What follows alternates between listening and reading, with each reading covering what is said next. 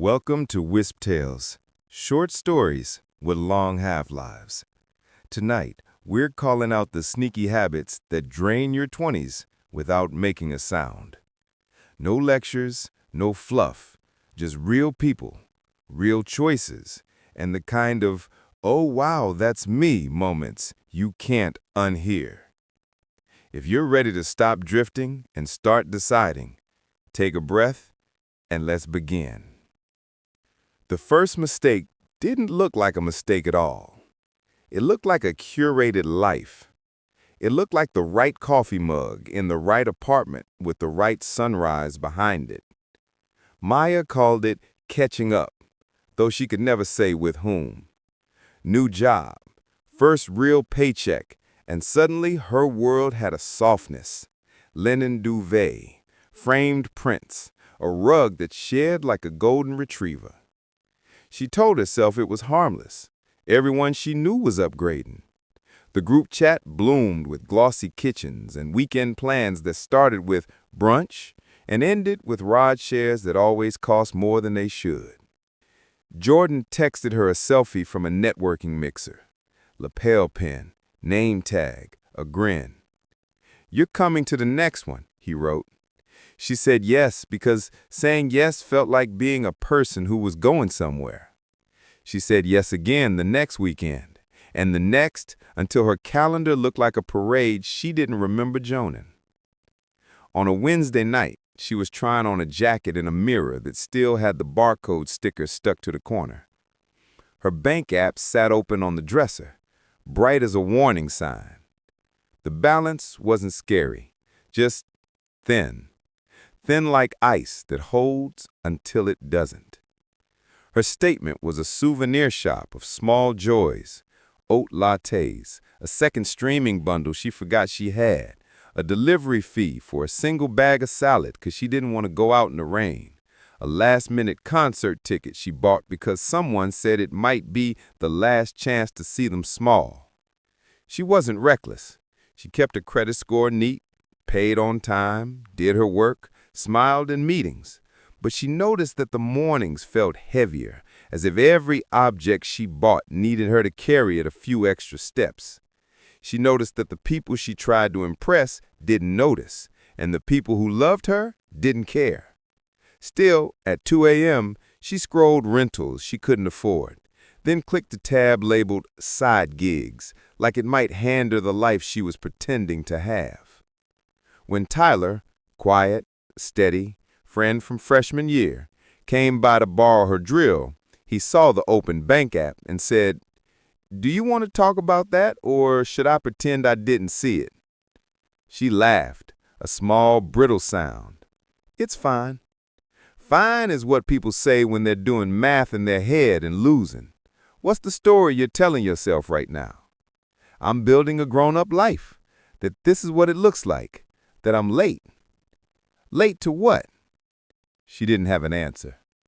Tyler looked around, the art prints, the rug, the jacket like a promise. You can build a life, or you can rent an image of one. The words landed like a click in a lock. Not an indictment, not a rule, just a door opening to another room she hadn't looked at yet. They ordered takeout from the cheap place and spread the containers across the coffee table. Tyler drew boxes on the back of the delivery receipt with a pen that barely worked. What you need, what makes you quietly happy, and what you buy for an audience that doesn't exist. She rolled her eyes, then surprised herself by playing along. In the need box, rent, groceries, transit pass, phone, a couple of subscriptions she truly used, the gym that kept her sane, the dentist appointment she kept rescheduling. In the quietly happy box, the library card she'd forgotten she had. Sunshine walks, the one streaming service she watched with her sister on Sunday nights, the cheap bouquet she bought every other week, the cooking class she'd wanted to try for months but never booked because there was always some shinier plan. In the third box she wrote with a little stab, the jacket, the fourth coffee shop trip because vibes, ride shares to avoid a 10-minute walk, tickets she didn't care about until someone posted theirs, a monthly charge for a pro app she used twice. "It's not that any of these are bad," Tyler said, tapping the third box. "It's just that they don't love you back." The next morning, she did a quiet experiment. She canceled 2 subscriptions and put a calendar reminder to check if she missed them in 30 days.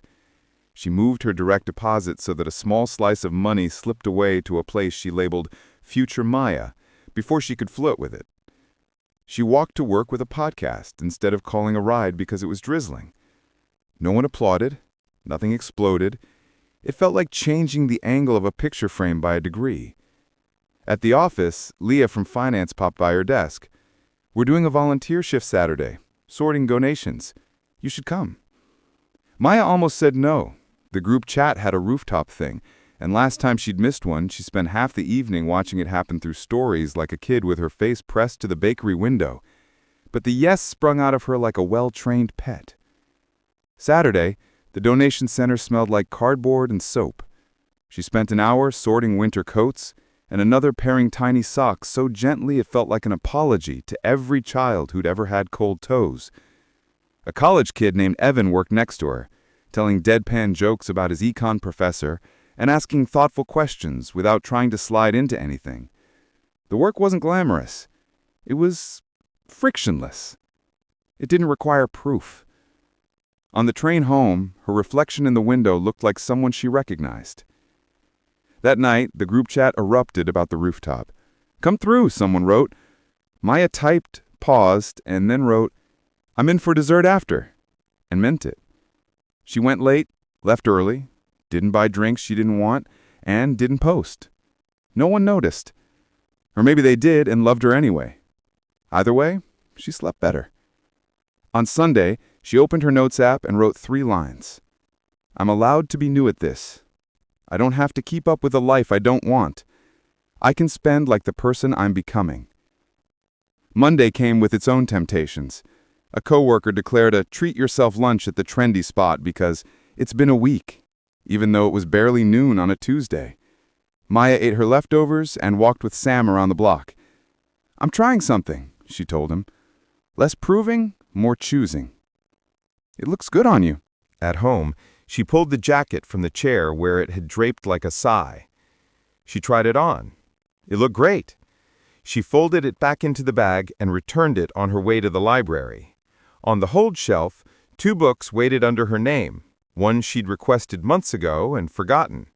She felt a small joy fizz up, the kind that doesn't require a receipt. Something else changed that week, too. She wrote a message to her manager asking for 20 minutes on Friday to talk about stretch projects. Not a raise yet, not a title, just work she actually wanted to be known for. The email sat in drafts for an hour while she looked at it like a stranger's face. Then she sent it. The world did not crack.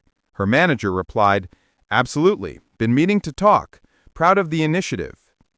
Later that night, she caught herself in the mirror again. No filters, no new purchases, just a person who had decided to turn down the volume on a life that was too loud. The apartment looked the same, but it felt different, lighter, roomier, like a place where decisions were made on purpose. Tyler texted, "How'd the experiment go?" She sent him a photo of a cheap bouquet on the table and a library card on top of a book with a wonky, beautiful cover. "I think I'm actually building something," she wrote. "It doesn't look like a feed. It looks like mine." He replied with a thumbs up and a line she copied into her notes. "The good life is quieter than the expensive one." She didn't fix everything in a week. She still bought an overpriced coffee on Friday because it made the morning feel like a small celebration. She still said yes to some plans because delight is a currency too. But when she opened her bank app at the end of the month, the number didn't feel thin. It felt like a floor she could stand on without listening for cracks. She took a screenshot and named it Proof. Not proof to anyone else, proof to herself that she could turn the ship a few degrees and eventually find a new coastline. The second mistake wore a friendly mask. "I'm just grateful to be here." Eli had landed a junior role he'd wanted since sophomore year, and gratitude felt like the right outfit for every meeting. He arrived early, stayed late, said yes to tasks nobody else wanted, and told himself that humility was a plan. On performance day, his manager smiled and said he was a steady presence. The raise was 2%. The word steady clanged in his skull like cutlery in a dryer. He didn't hate the job. He hated how invisible he felt inside it. On a Thursday afternoon, a project went sideways. A senior PM, Renee, pulled him into a war room and had him rework a report 3 times. By the 3rd draft, his cheeks were hot and he was swallowing words he wasn't proud of. He said, "I can do this," too quickly, and hit send again. She walked him through the missed context calmly, no theatrics, just precision. She said, "You're smart. You're also drifting. You keep waiting for the task instead of asking for the outcome." He nodded and pretended it didn't sting. After work, he texted Theo from college, who was blunt in a way that felt like a seatbelt. "You're treating your career like a group project where you hope to get assigned something with your name on it," Theo wrote. "Pick something, ship something, bring the room a result." Eli stared at the message until the screen dimmed. He had a quiet panic habit. He'd open job boards like they were escape hatches, scroll until the options blurred, then close the tab and promise to update the resume this weekend. Weekends came and left. The panic stayed. The next morning, he did one thing he'd been avoiding. He asked Renee for 15 minutes and real feedback. Not the performance review kind, he said. The kind you'd give a friend if we were off the record. She didn't sugarcoat it. "You're kind and you work hard. That's table stakes. Here's what moves you from helpful to hired for. You anticipate. You say, if we're trying to reduce support tickets by 15%, then here are 3 options. Here's what they cost in time, and here's what I'd do first. You don't wait to be told the brand of shovel when the problem is a hole." He wrote it down word for word. Then he asked, "What would make you excited to fight for my promotion in 6 months?" Renee leaned back. "A measurable win with your name on it. Fewer updates, more outcomes. Also, you disappear into tasks. Stakeholders don't feel you because you don't narrate your thinking. Start sending short Friday notes. What you shipped, what you learned, what you're tackling next. Make your work observable." It sounded terrifying, like stepping on a stage with the lights up. It also sounded like a way out of being steady. He made a list he was too shy to say out loud. 1. Own a problem someone complains about weekly. 2. Turn one teammate into a grateful customer. 3. Become allergic to vague verbs. He started with the complaint he heard most. Why do we keep answering the same support question? The ticket dashboard showed a pattern if you squinted. Eli squinted harder. The same 4 questions drove a third of volume, and the answers lived in a help article that was 3 screens deep and used phrases no human has ever said. He wrote a draft for a one-click plain language guide and mocked up a tiny tooltip that would lead people to it before they bailed. Instead of asking permission to start, he wrote an email. "I think we can cut tickets on X by 20 to 30% with 2 small moves. Here's a mock, here's the projected impact, here's the lift. Design can slot it in a half sprint, dev is 2 hours, all QA, support is looped." He sent it to Renee and Marta in support, then walked over to ask 2 questions he'd rehearsed. "What am I missing? What's the trap door?" Marta smiled. "Trapdoor is translation. We need Spanish, too. If you can wrangle that, I'm in." He wrangled. He found Lewis in sales who loved translating more than anyone realized. He bought him tacos and gratitude. They shipped the tooltip and the guide. In 3 weeks, the ticket count on that topic dipped by 28%. Eli didn't announce it with fireworks. He dropped the chart into his Friday note with 2 lines. Shipped tooltip plus help guide. Result, minus 28% on X tickets.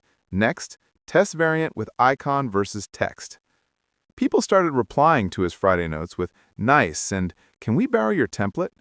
One director forwarded it with a "more of this energy." It wasn't loud. It was noticed. He kept going.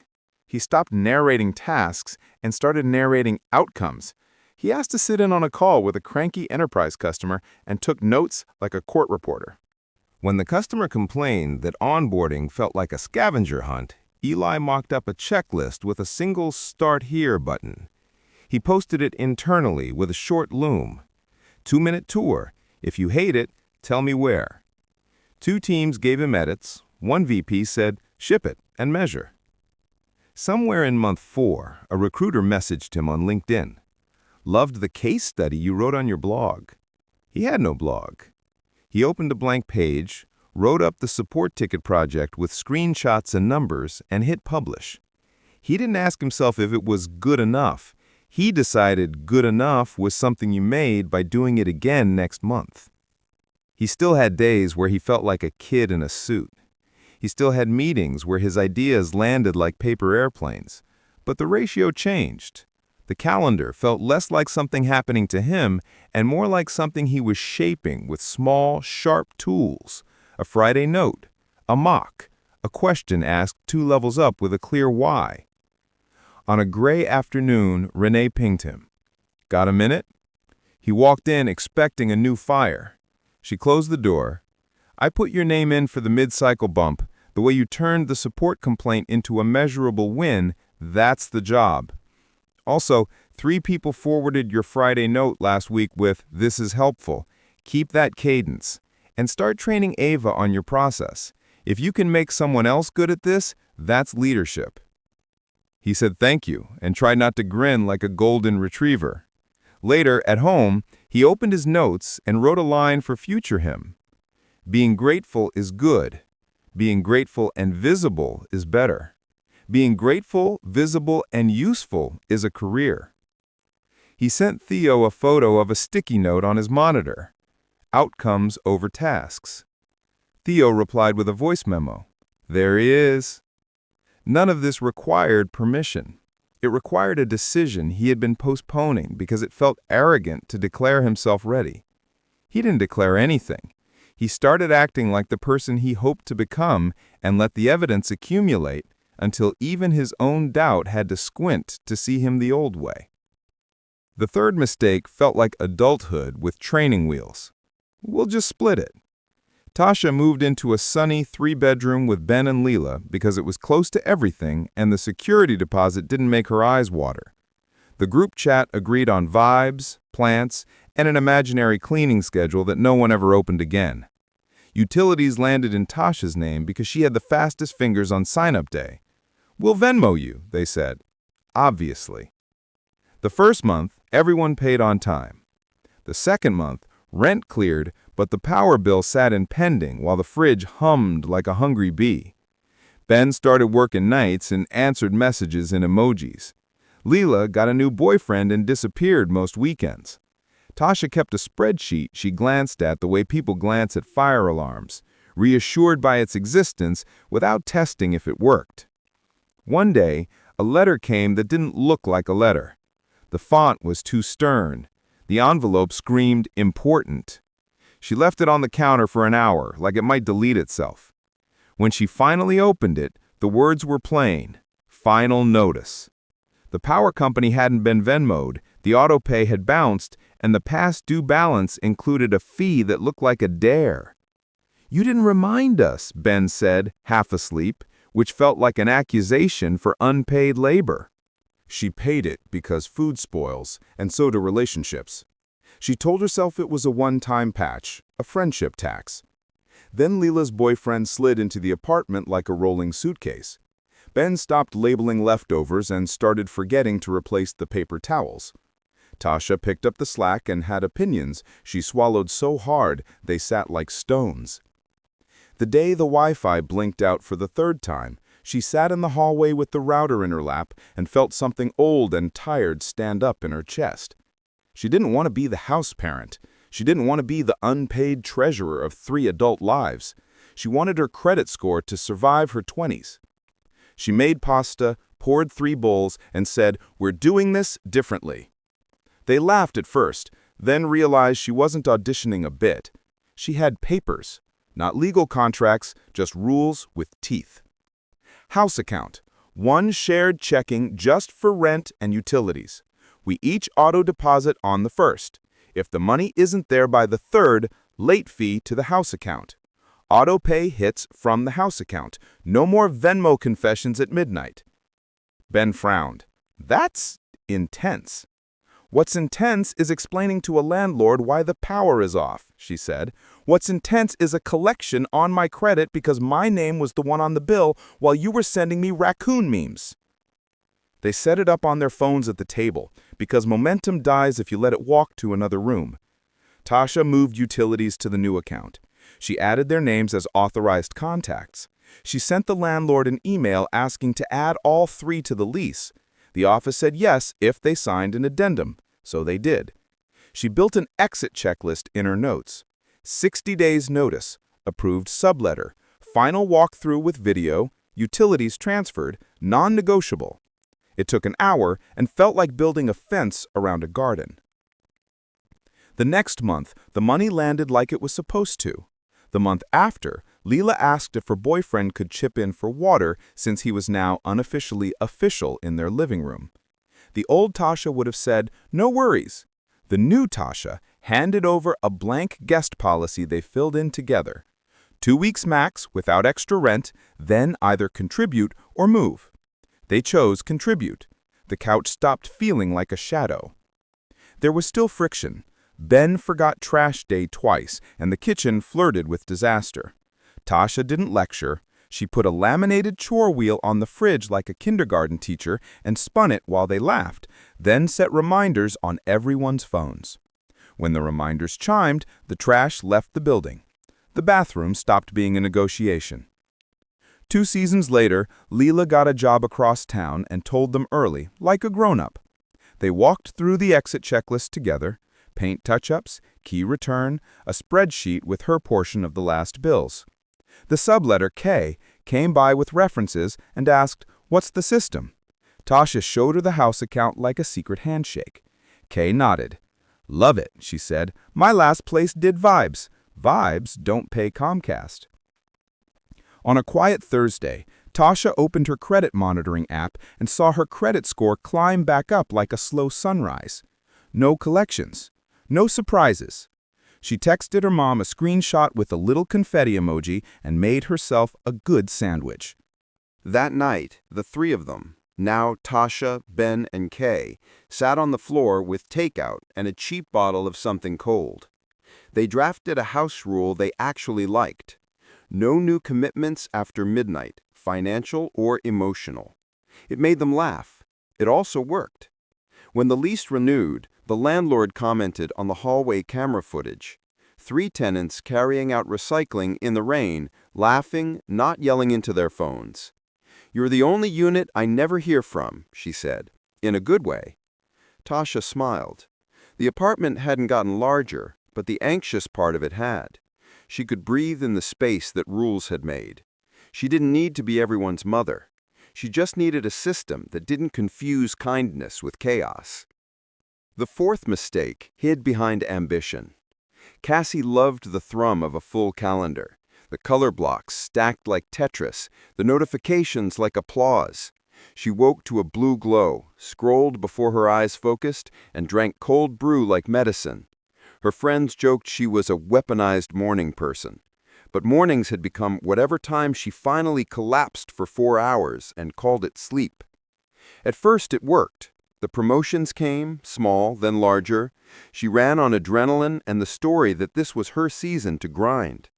"I'll rest when things calm down," she said, as if time would ever stop asking for her. The body keeps its own receipts. She knew it the day her hands trembled on the keyboard and her vision narrowed as if the world were walking away from her. It wasn't a big meeting, it was nothing. And then it was everything. Breath stuck in her throat, heart sprinting, a feeling like the room had tilted and was about to slide her off. She closed her laptop and went to the stairwell where no one would see her cry. Naomi from legal found her and sat on the step below like a guardrail. "You don't look okay," Naomi said, not softly, not unkindly. "Do you want to be?" Cassie wanted to say she was fine, the most expensive word in English.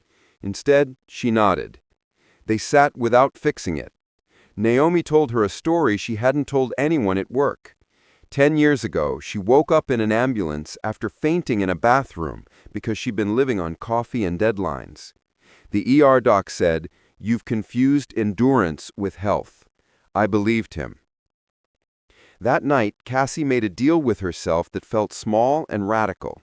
She would pick a bedtime and defend it like a meeting with someone she respected. She set an alarm not for waking, but for winding down. She put her phone to charge in the kitchen, not next to her face. The first night, she lay in the dark listening to the stupidly loud drum of her own heart and the louder drum of her thoughts. The second night, she slept like someone learning a language. By the fourth, she woke up without feeling like she was borrowing tomorrow. She kept working, because bills are real and so is pride, but she stopped pretending her body was a rental. She put lunch on her calendar and ate something that didn't come out of a foil bag. She drank water as if it were free, because it was. She walked around the block after her 2 p.m. stand-up and called her brother just to talk about nothing. She booked a physical she'd been avoiding for 3 years, and the nurse asked when her last blood work was. "College," she said. The nurse blinked and clicked a box. The lab numbers came back like a quiet tap on the shoulder. Iron a little low, vitamin D whispering instead of speaking, stress markers telling a boring, honest story. The doctor didn't give her a TED Talk. She gave her a plan and said the part Cassie didn't know she needed to hear: you don't have to earn rest. Work noticed, but not the way she feared. Her manager asked why her ideas were suddenly cleaner. "I stopped thinking only while tired," Cassie said. She put her big tasks in the first 2 hours after she woke, when her brain was still kind. She stopped attending meetings that were only traditions. She wrote 1-page briefs before she built anything. She thought slower so everything else could move faster. On Friday, a friend invited her to a midnight screening and a diner run. Cassie looked at the text, looked at the stove clock, and wanted to say yes because she was 26, and that's when you're supposed to eat pancakes at 1 a.m. She said, "Breakfast tomorrow at 9?" Her friend sent a heart and a photo of pancakes the next morning. They were delicious at daylight, surprisingly. She didn't become a wellness influencer. She still had nights when she slipped and doom-scrolled until her thumb hurt. She still had launches that pulled her into the slipstream. But the baseline moved. The panic didn't own the stairwell anymore. Her calendar looked the same from a distance. Up close, there was space in it, like air in a loaf of bread that rose properly. One afternoon, Naomi stopped by her desk. "You look unhurried," she said.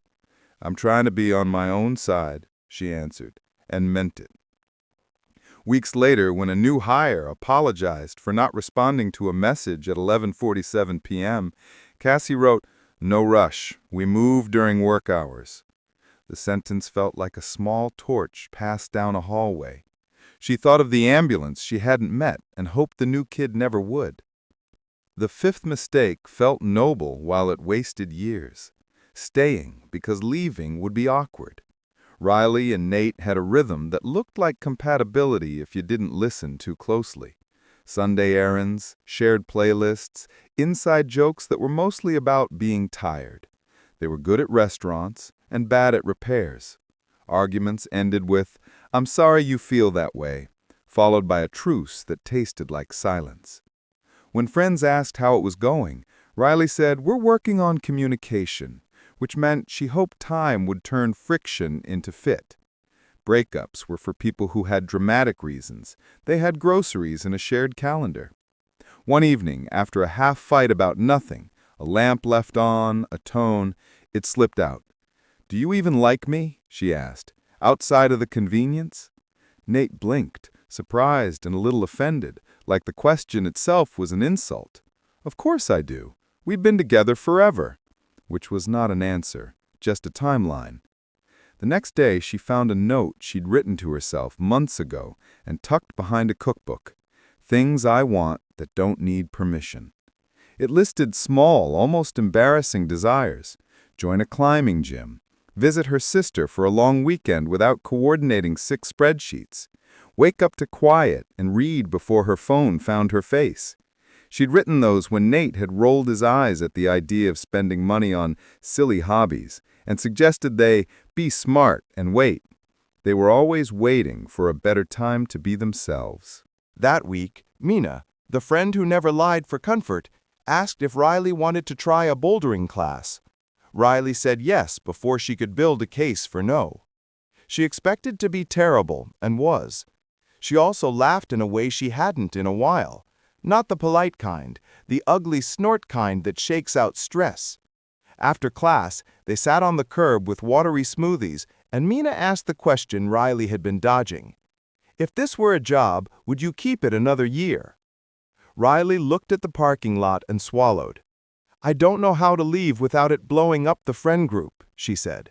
We went halves on the couch. His mom sends me recipes. Everyone assumes we're a pair. You don't owe your 20s to an assumption, Mina said. You owe it to the person you have to live with the longest.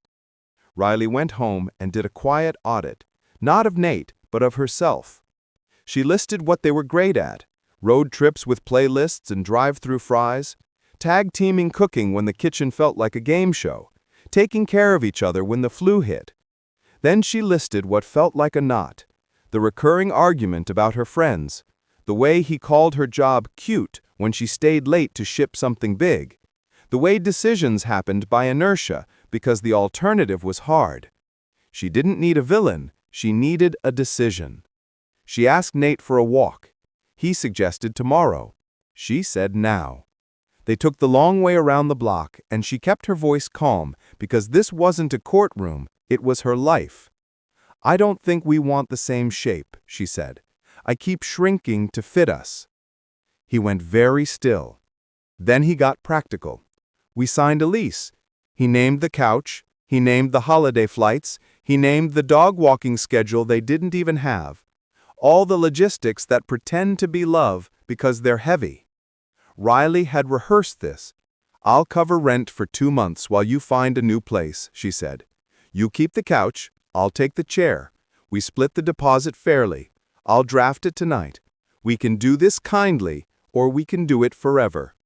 He wanted to argue. He wanted to be the person who fought for it without changing anything. Then he sighed and said a line that was truer than either of them wanted to admit. We'd be great if we were other people. They moved through the breakup like adults with moments of pettiness that didn't win. She wrote the plan, he signed. She told the friend group first so the story didn't turn into a rumor. She didn't give a speech, just facts and a request. Love us both, don't make it a vote. A few people turned it into a referendum anyway. She muted the threads for a week, and the world kept spinning. The first night alone in the half-empty apartment, she cried in the kitchen while eating cereal from a measuring cup because the bowls were in a box. The second night, she slept diagonally and woke up at 5, not anxious, just awake, like her body was recalibrating. She made coffee and sat on the floor and listened to nothing. She did not level up instantly. Mornings were tender. Weekends were odd. She almost texted him a dozen times about a meme he would have loved. Instead, she texted Mina a photo of the climbing gym schedule and a screenshot of her calendar with a weekend blocked off to see her sister. She put call mom on Sundays and do nothing on a Wednesday night because she had always treated rest like cheating. 3 weeks later, she met Aiden at a friend's birthday. He was funny and smart and did not turn his cleverness into a weapon. He asked questions and listened to the answers without treating them like prompts for his next story. She felt the familiar pull of potential and took a breath. On their first date, when he asked what she was looking for, she told the truth without performing it. Something that feels like we both get to keep our shapes, she said. He nodded, and she watched what he did with that answer, not just what he said about it. They didn't fall in love in a montage. They dated like two people trying not to waste anyone's 20s. She kept her hobbies and her friends and her bedtime. He did too. They disagreed and solved it without scorekeeping. Once, when she felt herself shrink out of habit, she caught it and said, "I'm doing that thing where I disappear to keep the peace." He said, "I want you visible." And she believed him because his calendar backed it up. Months later, Riley ran into Nate at a coffee shop. It was not tragic or cinematic. He looked happy. She was. They said, "Good to see you," and meant it. She walked out into daylight and felt something like relief rippling through her, time unspooling from a knot. That night, she wrote one more note to herself and tucked it in the same cookbook. Convenience is not compatibility. Longevity is not proof. My 20s are not a holding pattern. The sixth mistake hid in plain sight, lit by a rectangle of glass. Jonah told himself he didn't do social media the way other people did. It was just a little at lunch, a little on the train, a little before bed while the toothbrush hummed. But the little lived everywhere. He woke up to other people's mornings and fell asleep to strangers' kitchens. His days felt like he was borrowing them from whoever was more interesting at the moment. Work was fine until it wasn't. He kept missing the deep parts, the stretches where you look up and 2 hours are gone and the hard thing finally makes sense. Instead, his brain felt like a tab you can't close because music is playing somewhere. He'd open the dock to write, and 5 minutes later be watching a 32-second video about a dog learning to skateboard. He loved the dog. He hated the minute he'd lost for the 47th time. On a Tuesday, his manager asked for a draft by end of day. Jonah nodded, confident like muscle memory. 30 minutes later, he checked the time and realized he didn't remember the last 10. His hand was on his phone. He didn't remember picking it up. He put it face down like a misbehaving pet. 2 minutes later, it vibrated and he flipped it again without thinking, like a knee reflex. That night, he had dinner with Grace, who ran a tiny pottery studio and used her phone like a wrench. Picked up, used, put away. He told her he was busy, which meant he was scattered. She asked what his phone did for him that his life didn't. He laughed, then got quiet. It keeps me from feeling bored and lonely. Saying it out loud made him feel both. Grace told him about the week she broke her ankle and had to sit still with the kind of stillness that used to be normal. She said, "I learned my brain will make noise if I let it, so I gave it better noise." They made a deal. For 1 week, Jonah would put his phone to charge on the kitchen counter the minute he got home. He bought an alarm clock because he didn't trust himself not to just check something at midnight. He told 2 friends so he couldn't cheat without embarrassment. He installed one app that locked the most addictive ones during focus hours and used the nuclear option, a passcode someone else set. He chose Grace. She made it her anniversary date with herself. He told her that was diabolical. The first night, his hands kept reaching for pockets that were empty. He felt twitchy, like quitting caffeine. He paced, opened a book, closed it, tried to watch a movie, paused it, stood at the window. It was annoying. It was also quiet. He washed dishes with both hands instead of one. No podcast trying to teach him 5 hacks to optimize his sauce. He went to bed and lay there with the ceiling acting like a therapist. Sleep took its time. He woke up feeling less like a browser. At work, he tested a 3-block day. 90 minutes on, 15 off, 90 on, lunch, repeat. He printed the schedule and taped it to his monitor. During focus blocks, he put the phone in his bag in the closet, not on the desk. If he caught himself reaching for it, he wrote a tally mark on a sticky note. The first day looked like a prison wall. The second looked like someone who remembered what he was doing. The draft, he finished it before 4 and sent it without the shame sweat. It wasn't brilliant. It was done. His manager replied, "Great start. Love the clarity." Jonah realized most of what people thanked him for wasn't flashes of genius. It was things that existed because he had enough uninterrupted time to make them. On Thursday, he felt the old itch at 10 p.m. and remembered the charger in the kitchen. He stared at the hallway like it was a moral test, and then stayed on the couch. He picked up his guitar, the one that had become an accent piece. He played badly for 40 minutes. His fingertips hurt. He smiled like an idiot. Friday, he walked home without a podcast. He didn't swear at traffic lights for failing to entertain him. He watched a woman carry 2 pizzas like a hero, and a kid explain clouds to a very patient dad. The quiet didn't feel like a void anymore. It felt like a room he could walk into without knocking. Saturday, his friend group texted about a brunch spot with a wait longer than a movie. Jonah typed, deleted, and then wrote, "I'm making pancakes at mine. 11. Bring fruit or bacon." 2 people showed up, then 4. They ate on plates that didn't match and argued about the best road trip snacks. Someone spilled syrup and apologized like they'd broken a window. No one filmed it. It was better than good. He still slipped. Sunday morning, he fell into a loop and lost 40 minutes to strangers renovating a bus into a cottage. He forgave himself and vacuumed the living room like a penance and a reset. He picked one social app to keep on his phone and kept the rest on his laptop. If he wanted them, he had to sit at a desk like a person writing a term paper. Convenience stopped being the boss. 2 weeks in, Grace asked what he'd bought with the minutes he'd stopped giving away. Jonah said, breakfast, a finished draft, a call with my dad that wasn't background noise, the middle of a thought. He didn't pretend to be cured. He was learning a different posture. At the office, a new PM asked him how he kept up with everything. He almost said he didn't. He said, "I pick fewer things and I do them with the door closed." The PM laughed, then looked at his phone buzzing on the table and flipped it over like it had teeth. One night, Jonah scrolled with intention and cleaned his follows like a closet. He kept the accounts that made him laugh or taught him something he could use that week. He muted the ones that made his chest tight. He stopped letting an algorithm tell him what he wanted to want. On the last night of the month, he sat on the fire escape with mint tea and a sweatshirt. The courtyard below smelled like someone was learning to grill. He watched the plane blink across the sky and didn't reach for anything. The quiet wasn't empty. It was a place where he could hear himself think. The 7th mistake were a cape made of plans.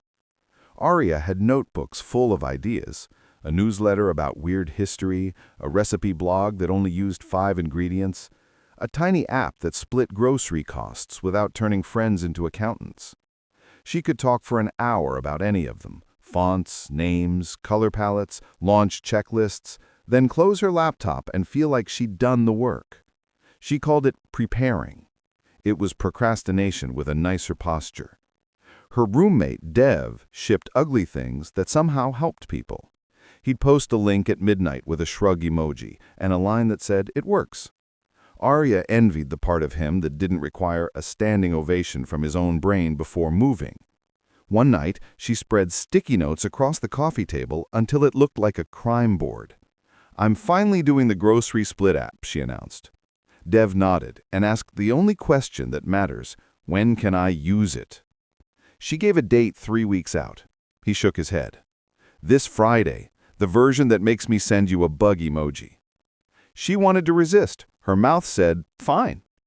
The week was a parade of small embarrassments. She spent an hour choosing an icon and 2 minutes writing the function that actually split a receipt.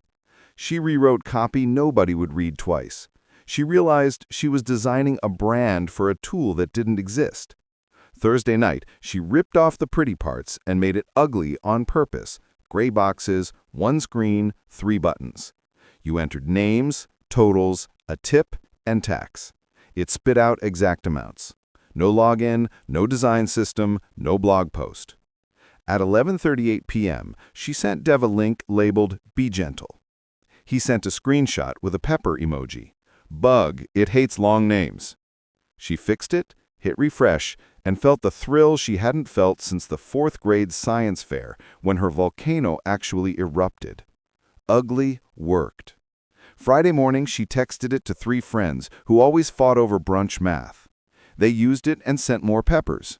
She kept a list and knocked them out between meetings. The list got shorter. People kept using it. That weekend, she watched a stranger post it in a group chat and say, "Finally." Her heart did a weird somersault. She almost celebrated by writing a 1,200-word Medium post about lessons learned. She didn't. She added a Save Bill toggle because someone asked. She wrote 10 words of help text because people were tapping wrong. She refused to let perfect back in the house without knocking. On Tuesday, a friend DM'd, "Can you add Venmo links?" She responded the way Dev would, "Give me till tonight." She made a quick and dirty version that generated payment links right after the split. It wasn't elegant. It was done. 2 days later, a junior engineer at her job sent a message. "This is neat. How did you decide what to ship first?" Arya looked at her own coffee-stained sticky notes and laughed. The part that made it not imaginary. She set a new rule she could remember when her brain got fancy. Ship by Friday. Every week, the app got a little less embarrassing.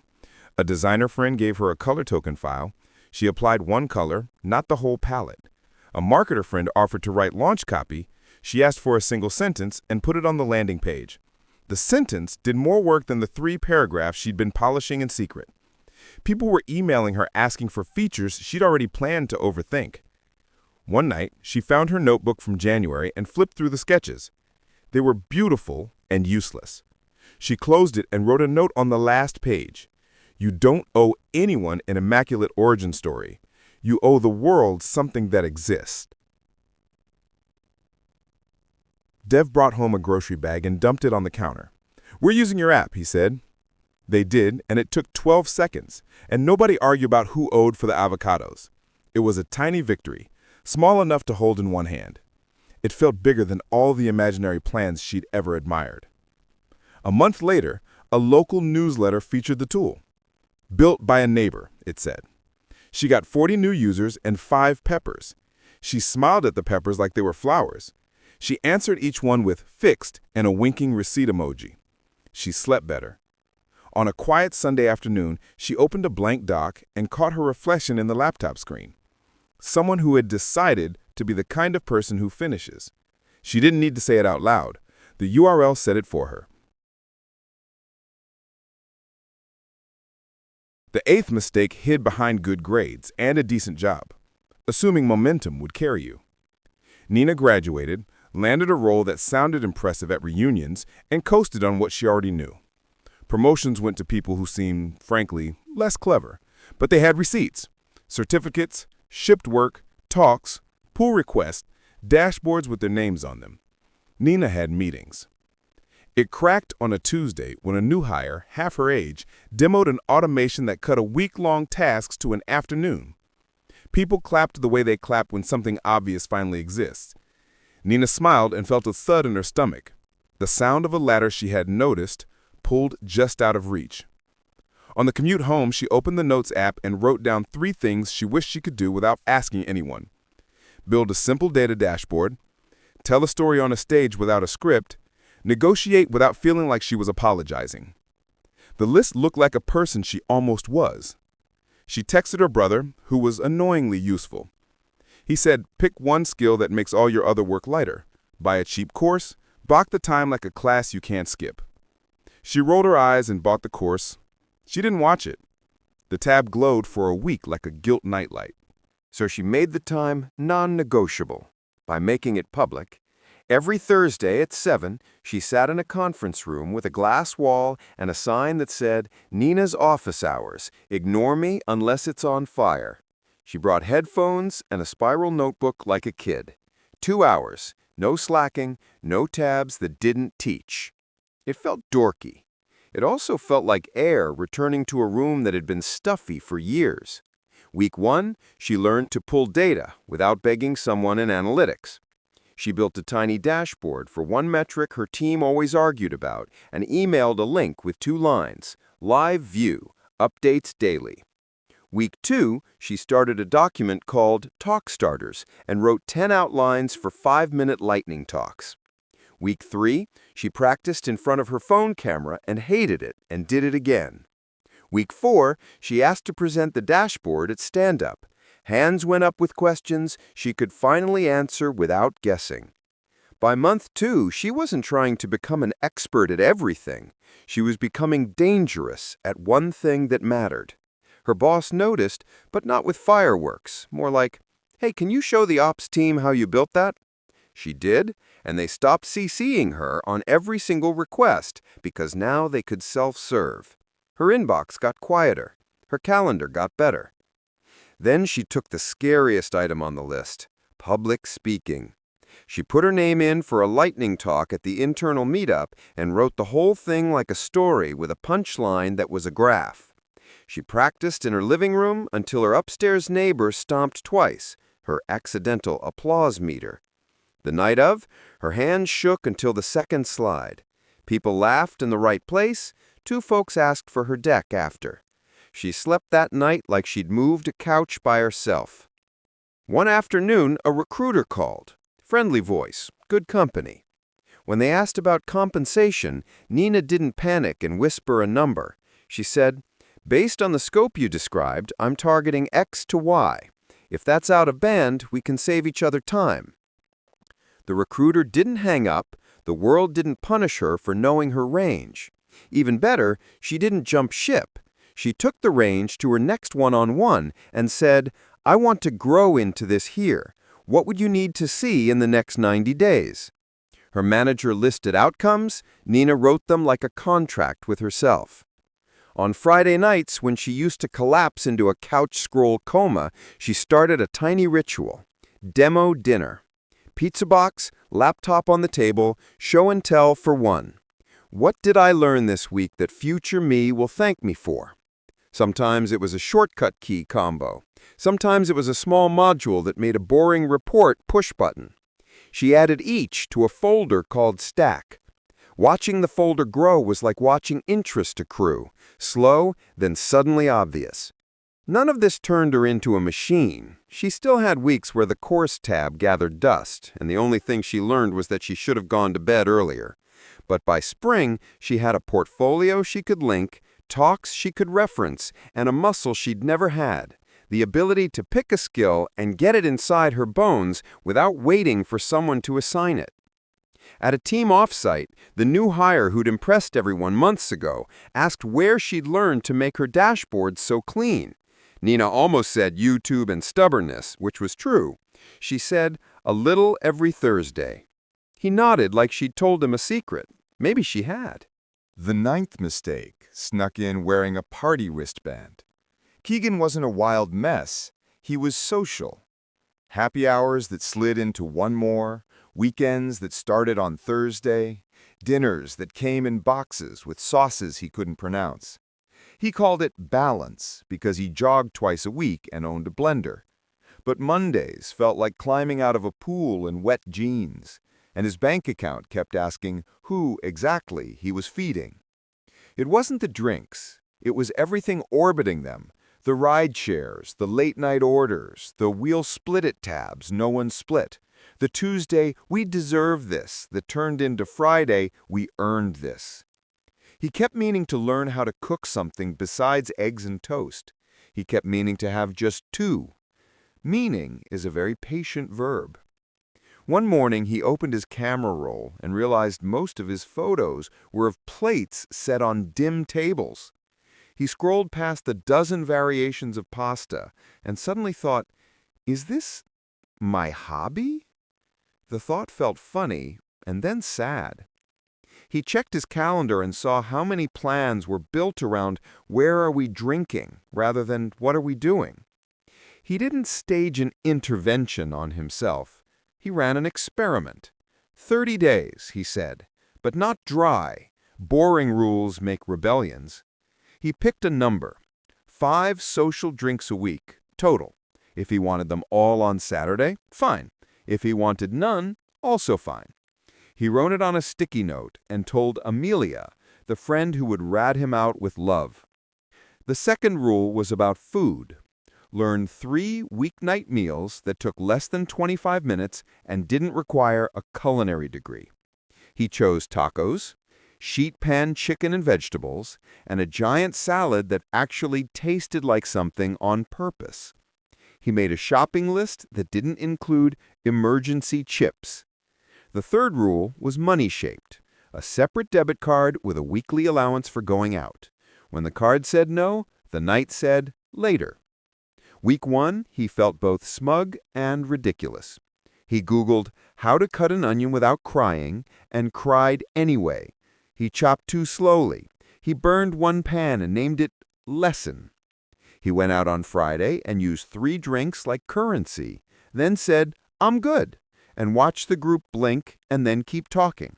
No one noticed that his club soda had a lime and not gin. Saturday, he made tacos and invited 2 friends who brought a bag of limes and a cheap bouquet. And the apartment smelled like something a grown-up might live in. By week 2, the ride-share app stopped opening itself. He walked to the place around the corner and left early because he was bored. And boredom didn't feel scary, it felt like a sign to do something else. He dusted off a board game and texted people who usually said, "Where?" when they meant, "Will there be a bar?" 4 came. They played, laughed, ate the ugly salad that tasted like a small victory. Nobody posted a thing. It still happened. There were slip-ups. He ordered fries at midnight and remembered the sticky note only when the bag arrived. He didn't throw the bag out in a fit of moral drama. He ate the fries and went to bed. The next night, he made the salad and slept like someone who had found the dial for his own energy. By week 3, he noticed the mornings. They were gentler. Meetings didn't feel like punishment for being alive. His runs felt less like debt and more like a thing his body liked because he'd stopped asking it to carry a piano. He wasn't a new person. He was a familiar one, less fogged. His bank app noticed too. The little graph that used to spike on weekends flattened. The tiny eating out bar shrank just enough to look like a choice. He moved the leftover into a savings bucket named Long Weekend Somewhere with Trees because naming it made it real and not a vague hope with a filter. On day 28, a friend had a birthday that was, predictably, shots. He smiled, took one, and switched to water. When someone shoved another into his hand, he handed it to the guy who kept yelling "legend" at strangers. The guy was thrilled. Keegan woke up on Sunday without a skull made of wool. He kept the rules, but lighter. 5 drinks some weeks, 3 the next. Cooking 3 nights, sometimes 4 with leftovers. He didn't turn into a sermon. He turned into a person who could say, "I'm good," and mean it. Who could leave at 11 without apologizing to the night. Who could host badly and have it be better than waiting 90 minutes for a table. He still went out. He still laughed under dim lights. He also learned to make a vinaigrette that made him feel like a wizard. He bought a cast iron skillet and didn't ruin it. He felt the kind of pride he hadn't felt since fixing his own bike tire in middle school. Small, practical, un-Instagrammable. One afternoon, Amelia texted, "You seem steadier." He wrote back, "I think I started choosing the part of the night I actually like." She sent a heart and a photo of her own grocery list. He sent her his vinaigrette recipe like a handshake. The 10th mistake pretended to be maturity, letting friendships become when things calm down. Dana told herself everyone was busy, new jobs, new cities, new people, new sleep schedules, so it was normal to reply late, cancel often, and keep love on read. Months slipped. Birthdays turned into group texts with confetti emojis and no plans. Mac moved across town. Jules switched shifts. Tom had a rough patch and hinted at it once, then stopped hinting. The house got quieter in a way that wasn't peaceful. Dinner was a bowl over the sink and a podcast host who didn't know her name. When something good happened at work, Dana screenshot the Slack praise and almost sent it to the college thread, then didn't. When a bad day hit, she scrolled faces she used to know by voice and felt like she was pressing her nose to the glass of her own life. It changed on a Tuesday because the elevator got stuck for 7 minutes and she had to stand there with herself. No music, no exit. She thought about the last time she'd heard Jules laugh snort and couldn't remember. When the doors finally opened, she walked straight outside and called. The voicemail felt like a dare. "This is me remembering you exist," she said. "Brunch Sunday? My place. I'll cook badly." Jules said yes, then Mac, then Tom, who sent, "I might bail," and showed up first with bagels, because sometimes "I might bail" means "I'm scared to want this." They ate eggs Dana overcooked and laughed about it. The room felt like a lung inflating. They started small, a standing thing. First Sunday of the month, rotating apartments, no fancy rules. If you couldn't host, you brought fruit. If you couldn't bring fruit, you brought yourself. Dana made a care list in her notes app with names and tiny dots next to each, green if they'd talked this week, yellow if it had been a while, and red if she was ghosting by accident. It wasn't a spreadsheet for friendship. It was permission to remember on purpose. When Tom texted at 11:47 one night, "You up?" she was, and not doom scrolling. He said, "I think I messed everything up." She said, "I'm at your door in 10, and was. They didn't solve his life. They walked around the block in hoodies and didn't make it bigger than it was. 2 days later, he sent a selfie from a therapist's waiting room with a thumbs up. Dana saved it under proof. At work, someone asked how her weekend was, expecting busy. She said, "Loud," and told them about the potluck with too many carbs and a board game that nearly ended the treaty. The coworker said they missed that kind of mess. Dana said, "Next month, bring chips." Sometimes community is an open chair and a date on the calendar. She also built tiny rituals that didn't need coordination. A Wednesday walk and talk with her cousin before dinner, a birthday alarm that pinged her 3 days early so gifts weren't apologies, a rule that if she thought of someone twice in a week, she sent them a photo of something dumb, her burnt toast, a crooked cloud, a dog in a sweater with "This reminded me." People answered faster to the wrong cloud than to the right paragraph. Not everything grew back. One friend stayed surface level, all "let's do it soon," and never did. Dana stopped chasing them like a job she didn't apply for. But other threads got strong. Mac texted, "Interview tomorrow. Talk me off the ledge." And Dana called from a crosswalk, talking while the walk sign blinked red to white to red again. Jules dropped off soup when Dana caught a cold and left a note that said, "Eat even if dramatic." Tom brought over a drill and fixed the cabinet that had squeaked since move-in day. It squeaked in her brain for a week every time she opened it and heard silence. Months later, after a long Thursday, she came home to a key under the mat and a lasagna in the fridge with foil that read, "Heat me when life is extra." She texted the group a photo of the pan with, "I'm crying, you monsters," and the thread exploded with heart reacts and a gif of a raccoon washing a grape. It was dumb and perfect. On a sleepy Sunday, the standing brunch spilled onto the sidewalk. A neighbor asked if they were celebrating something. Jules said, "Yes, Sunday." The neighbor laughed and asked if he could borrow a cup of sugar the old-fashioned way. Dana handed him the whole bag. She didn't fix loneliness like a leaky faucet.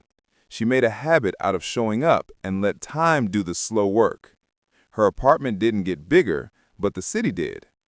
When work got weird, she didn't spiral alone. She texted the group chat the extinguisher emoji, and someone always replied with the meme and a call. One night, after everyone left and the sink was full and the air smelled like coffee and oranges, Dana stood there with her hands in soapy water and realized the quiet felt different. Not empty, held. The 11th mistake looked like romance and adventure at once. Moving for someone else and forgetting to build your own life. Lena followed Mark across the country with 2 suitcases and an optimism that could light a room. She told everyone it was for us, which was true, but it was also because the future felt easier to imagine if someone else was already in it. The first month, the city sparkled. The second, it was a map of places she didn't know how to get to without him. She worked remote, which meant her co-workers were rectangles, and her living room was an office she never left. Mark's friends became their friends. His favorite pub became their spot. His gym key fob lived on her keychain. When he worked late, she walked to the grocery store and counted streetlights like they were proof she was outside. She missed having a person who would text, "Here?" from downstairs. She missed knowing which taco truck was actually good. The break didn't come with a villain. It came with a Thursday. Mark said, "They want me in LA more. It's a promotion." She felt the old optimism try to stand up. Then she surprised herself. "I can't move again," she said. "I haven't moved here yet." He blinked. They weren't ending. They were admitting a truth. If the relationship had a spine, it would survive separate zip codes. If it didn't, moving wouldn't give it one. She made a decision that felt like jumping and landing at the same time. She would stay and build. She did dumb, brave things. She joined a pickup volleyball league, even though middle school gym class still lived in her muscles. She picked a coffee shop and went at the same time every Saturday, until the barista learned her name and her weird order. She found a choir that rehearsed in a church basement that smelled like old wood and lemon cleaner. The alto next to her became a friend who texted memes like a love language. She started a Wednesday dinner where anyone could bring anyone. No RSVP, no pressure, just chairs and pasta. People came, then brought others. The apartment learned everyone's laugh. Months later, when the relationship ended gently, no slam doors, just two people graduating from a story. They didn't fight over the city. It was hers now. Her routes, her tacos, her porch. When she called her mom to say the relationship had changed shape, her mom asked if she wanted to come home for a while. "I am home," Lena said, and meant the version she'd built with her own keys. The 12th mistake was the quietest, waiting for permission. Zoe kept a list of things she'd do once I'm ready. Apply for the role with the scary title, take a solo trip, learn to swim for real, move to a neighborhood she chose for herself. The list felt productive. It was a museum of almost. One night she was walking home with groceries when the bag split and a jar shattered on the sidewalk. She froze, then laughed at how dumb and human it all was. A stranger handed her a spare tote and said, "You looked like you needed one." She did. It wasn't the bag that got her. It was the reminder that you can start over on a Tuesday at 8:13 p.m., glass or no glass, pride or no pride. She went upstairs and wrote 3 lines she couldn't wiggle out of. Apply to 2 roles by Friday. Book the cheap ticket to see the ocean. Sign up for swim lessons that started next week, even if the only slot was 6 a.m. She sent the list to a friend who would roast her if she bailed. That week, she felt ridiculous and alive. She wrote her resume like a proof of work, not a biography. She told the hiring manager one concrete thing she'd fix in the first 60 days. She booked a flight and bought sunscreen like a promise. At the pool, she put her face in the water and learned to breathe without arguing with her body. The instructor said, "Lift your eyes a little. The horizon helps." This sentence worked for everything else too. On the plane, she scribbled on the back of the safety card, "Rules I don't need permission for." She wrote that she was done mistaking delay for discernment, done auditioning for people who weren't even watching, done waiting to feel worthy before choosing the life she kept sketching. She didn't turn into a different person. She became the person who sends an email before she second-guesses, who blocks a Tuesday night for calling her brother, who notices when the list is longer than the living. When the job offer came a month later, it wasn't because fate finally looked up. It was because she had receipts and sent them. When she swam her first full lap without stopping, the lifeguard didn't clap, she did. Quietly, water dripping onto the tile like confetti. When she walked the beach at sunrise alone, she felt the exact opposite of lonely. She felt present. She went home with sand in her shoes and a calendar she had edited on purpose. She opened her list of "Once I'm ready" and renamed it "Doing." Here's the part we promised to save for the end. The compact you can copy and keep. Spend for the person you're becoming, not the audience you imagine. Be grateful at work, and visible and useful. Ship outcomes, not just effort. Make shared living boring on purpose. One house account, auto pay, clear exits. Guard sleep like a meeting with your future. Food, water, sunlight, labs. Routine is a superpower. Don't stay because leaving is awkward. Convenience isn't compatibility. Put your phone somewhere it can't boss you.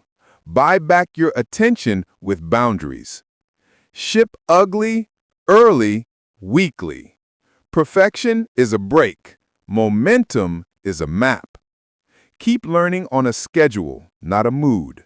Pick one skill that lightens all the others. Choose the part of the night you actually like. Host badly, it will still be good. Put friendship on the calendar. small rituals beat some time. If you move for love, build a life with your own keys. Stop waiting to be ready. Readiness follows action. Start small, start now. Thanks for listening to Whispered Tales. If this helped you spot a trap or step around one, tap like, subscribe, and ring the bell. Next time, we'll bring another story you'll feel in your bones. Until then, take care of your 20s like they're on loan from your favorite future self.